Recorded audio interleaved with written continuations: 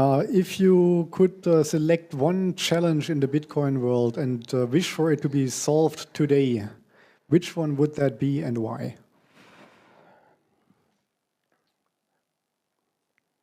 You're going to be surprised by my answer, probably. User experience design is the challenge that I wish could be solved today. I wish we had a lot more user experience and user interface designers in this space. At the moment, we have many incredibly talented engineers who are terrible at design. And they make systems that are completely impossible to understand. The primary role of a user experience design, as I speak not as a designer, but from my understanding, is to create metaphors that allow you to associate the new thing with something that you already have a mental framework for, and create expectations in your mind as to how this thing is going to behave, and smooth the process of using it by having the thing behave the way you expect it to behave because of the metaphors that have been created. So having said all that, you have a currency that is the most abstract currency that we have ever designed. What should we call it? Bitcoin.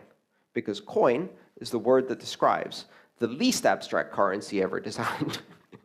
The most physical form of currency, and coins behave in a very specific way. You hold them in your hand, just like, oh, that didn't create the right expectation. Let's put the word bit in front, because in half the languages it means small, and the other half of the languages it means I'm a geek. That will alienate everybody else, right? Then let's take the thing that holds all the keys that control the Bitcoin. I'm going to call it TrustNet, because that's what it should have been called. Let's take all of the keys that control it, and let's call that, no, keychain would be too obvious. How about wallet?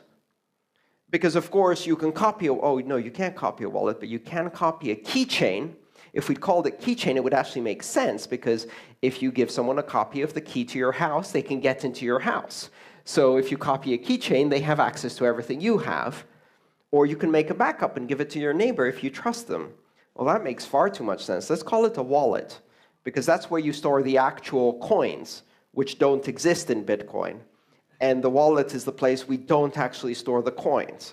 You see, this is the problem. So if I had like a magic wand and I could go back to 2009, I would find Satoshi Nakamoto, and I would go, expelliengineerus, and designus, and boom, he would become a user experience designer, and we'd have better names for everything.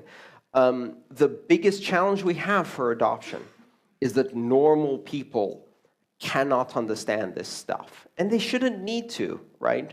You don't expect